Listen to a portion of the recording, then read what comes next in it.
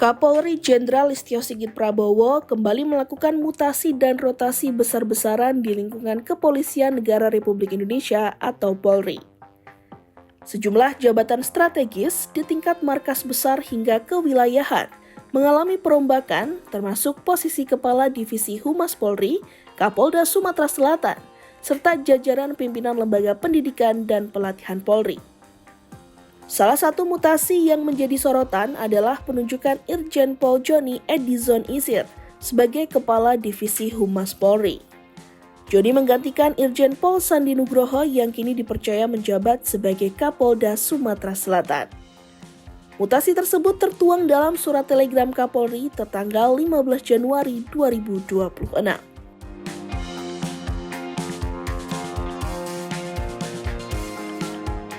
Irjen Joni Edison Isir sebelumnya menjabat sebagai Kapolda Papua Barat.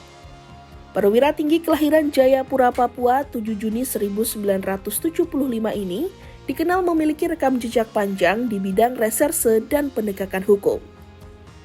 Namanya juga sempat mencuat saat dipercaya menjadi ajudan Presiden ke-7 Republik Indonesia Joko Widodo pada 2017. Pendidikan kepolisian Irjen Joni ditempuh di Akademi Kepolisian Akpol Semarang pada 1993 hingga 1996. Ia kemudian melanjutkan pendidikan di Perguruan Tinggi Ilmu Kepolisian pada 2001 hingga 2003. Program Master Transnational Crime Prevention di University of Wollongong, Australia pada 2006, serta menempuh pendidikan SESPIMT pada 2018. Karir kepolisian Joni dimulai sebagai Pamapta Polres Dili, Timor Timur pada 1997 hingga 1998. Kemudian pada 2000 hingga 2001, Joni dipercaya sebagai Kanit Rasintel Polsek Krembangan, Polres Surabaya Utara.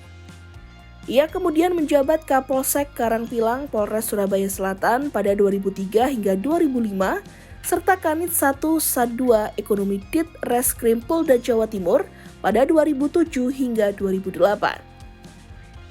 Karir Joni terus melesat. Pada 2016, ia dipercaya sebagai Wadir Reskrimum Polda Banten, sekaligus dosen utama STIK PTIK. Setahun kemudian, Joni menjabat di Reskrimsus Polda Riau dan ditunjuk sebagai ajudan Presiden ke-7 Republik Indonesia Joko Widodo pada 2017. Joni diketahui juga pernah ditugaskan sebagai Karojianstra Sors Polri pada 2023 sebelum menjadi Kapolda Papua Barat.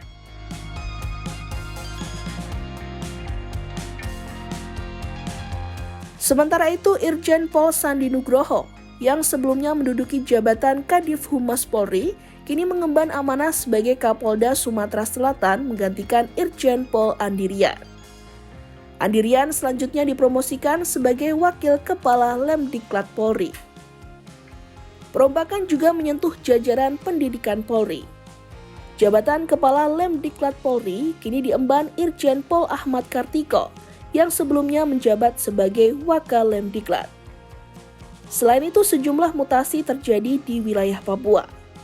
Jabatan Kapolda Papua Barat kini dipercayakan kepada Brigjen Pol Alfred Papare, sedangkan Kapolda Papua Tengah diisi Kombes Pol Jeremias Rontini yang sebelumnya menjabat Irwasda Polda Papua.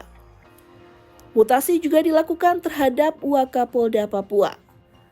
Brigjen Pol Faisal Ramdhani dimutasi menjadi Widyaiswara Kepolisian Utama Tingkat 1 Sespim Lemdiklat Polri, sementara posisi Wakapolda Papua kini diemban Kombes Pol Muhajir. Di wilayah lain, Polri juga merotasi Wakapolda Kalimantan Barat dan Wakapolda Bali. Jabatan Wakapolda Kalimantan Barat kini dijabat Brigjen Pol Hindarsono, sedangkan Wakapolda Bali dipercayakan kepada Brigjen Pol Imade Astawa. Secara keseluruhan, Polri memutasi sebanyak 85 personil perwira tinggi dan perwira menengah sepanjang Januari 2026. Dari jumlah tersebut, mayoritas merupakan promosi jabatan dan pergeseran setara sebagai bagian dari penyegaran organisasi dan pembinaan karir. Karopenmas Div Humas Polri Brigjen Truno Yudo Wisnu Andiko menegaskan bahwa mutasi merupakan hal yang wajar dalam tubuh Polri.